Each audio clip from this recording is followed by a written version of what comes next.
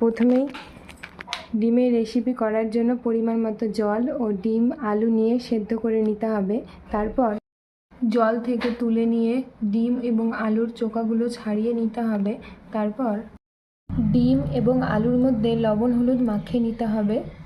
কড়াই বসিয়ে দিতে হবে উনুনের মধ্যে বা গ্যাসে রান্না করলে গ্যাসের মধ্যে একটু সিম করে বসিয়ে তেল ঢেলে তেলটা গরম হলে তার মধ্যে ডিমগুলো ছেড়ে দিতে হবে।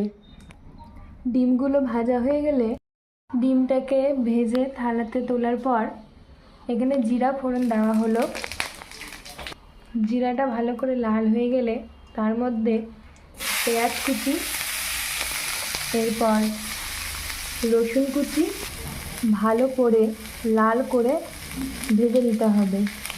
তেল কম হয়ে গেলে হালকা তেল তার মধ্যে দিয়ে আবার লাল করে ভেজে নিতে হবে। এই যে আমি এখানে পেঁয়াজগুলো এখন লাল করে ভেজে নিয়েছি। এরপর এই পেঁয়াজগুলোর মধ্যে আমি আলু দিয়ে দিলাম।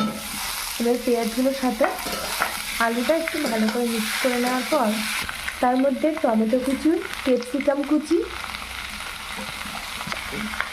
মিক্স করে নেওয়ার পর এবার পরিমাণ মতো লবণ, হলুদ গুঁড়ো দিয়ে আবার ভালো করে মিশিয়ে নিতে হবে। এইগুলো সব মশলা টশলা দিয়ে ভালো করে আলুটাকে কষে নিতে হবে।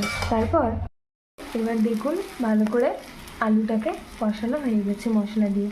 এরপর এর মধ্যে আমরা জল ঢেলে দেব। যতটা জল লাগবে সেই অনুযায়ী পরিমাণ মতো জল ঢেলে দিতে হবে। তারপর আবার খুন্তি দিয়ে একটু নাড়িয়ে নিতে হবে এবং ভেজে রাখা ডিমগুলো যে তুলে রাখা ছিল ওই ডিমগুলো আবার সেই জলের মধ্যে দেওয়া হলো। এবার ভালো করে এটা খুন্তি দিয়ে একটু নাড়িয়ে নিয়ে এটা যতক্ষণ না ফুটে উঠে তার জন্য অপেক্ষা করতে হবে। এবার এটা দেখুন ফুটে উঠেছে। ফুটে ওঠার পরে এটাতে পরিমাণ মতো চিনি এবং গরম মশলার গুঁড়ো দিয়ে দিতে হবে। এবার এটা খুন্তি দিয়ে ভালো করে একটু নাড়িয়ে নিতে হবে এবং হালকা একটু ফুটে উঠবে।